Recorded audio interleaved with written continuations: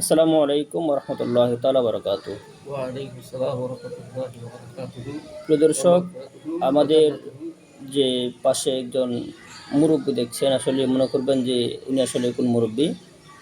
উনি আসলে আমার জীবনের হাতে খড়ি উস্তাদ, যার কাছে আমি প্রথম সবক পেয়েছি, আলিফ থেকে সবক পেয়েছি আলহামদুলিল্লাহ। আমরা হয়তো বা বিভিন্ন জায়গায় বিভিন্ন নামে ধামে চলাফেরা করি, কিন্তু আসলে আমাদের তৈরি করার কারিগর কিন্তু ইনি, কারি হজরত মৌলানা হামদুল ইসলাম সাহেব। অনেক বহুত বড় মাপের ভালো মানুষ ইনশাআল্লাহ। তবে আমাদের যে মাদ্রাসায় পড়তাম, আমাদের হরিপুর থানাধীন যে মাদ্রাসাটি আছে, এই মাদ্রাসার মধ্যে উনার দীর্ঘ 25 বছরের খেদমত উনি আছেন আলহামদুলিল্লাহ। ইস্তেকামাত কাকে বলে, ইস্তেকামাত কি, কত প্রকার, এটা আসলে এখানে আসলে বোঝা যায়। এখানকার প্রত্যেকটা উস্তাদের চাকরির বয়স বা খেদমতের বয়স মোটামুটি প্রায় 32-35 বছর পর্যন্ত। তিনারা এখনও আছে সবাই তো তার মধ্যে আজকে আমাদের যে কারি সাহেব হুজুর আছে, তার সঙ্গে একটু কিছু কথা বলবো।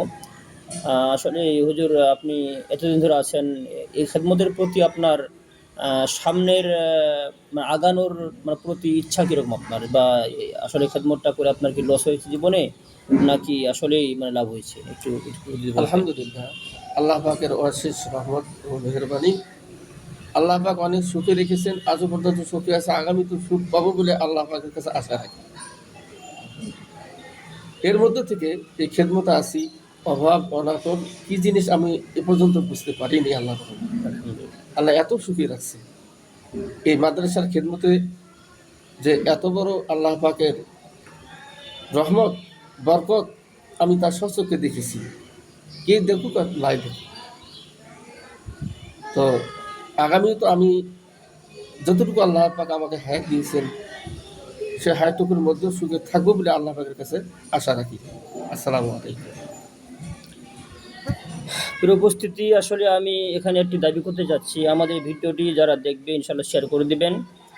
আরেকটি কথা হইল যে উস্তাদদের, বিশেষ করে হাফিজিয়া মাদ্রাসা বা কওমি মাদ্রাসার উস্তাদ যারা আছে, এই সকল আসাদিজে কেরামদের আসলে আমি মনে করি যে যাদের খেদমতের বয়স 20+ হয়ে যাচ্ছে বা 25 বছর হয়ে গেছে, এদের পেনশন মাফিক কিছু হাত দিয়ে ব্যবস্থা করা দরকার, আমি মনে করি এটা আর কি।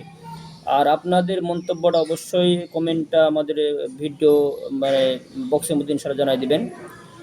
আর অবশ্যই এটা কালীগঞ্জ হাফিজা মাদ্রাসা, এই মাদ্রাসাটি অত্যন্ত সুন্দর একটি মাদ্রাসা, যেখানে এক কথা আমরা ছোটোকাল থেকে পড়েছি, আপনারা এই দেখলে বুঝবেন ইনশাআল্লাহ। এই সুন্দর একটি মাদ্রাসা, এখানে আবাসিক অনাবাসিক মিলে সব মিলিয়ে প্রায় 250-300 মতো বাচ্চা লেখাপড়া করে।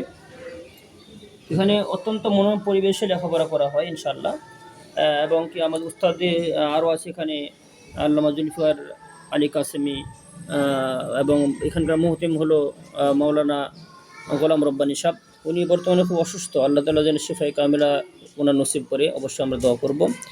আর অবশ্যই আপনাদের একটি বাচ্চা বা একটি সন্তানকে অবশ্যই এই মাদ্রাসায় ভর্তি করাবেন ইনশাআল্লাহ।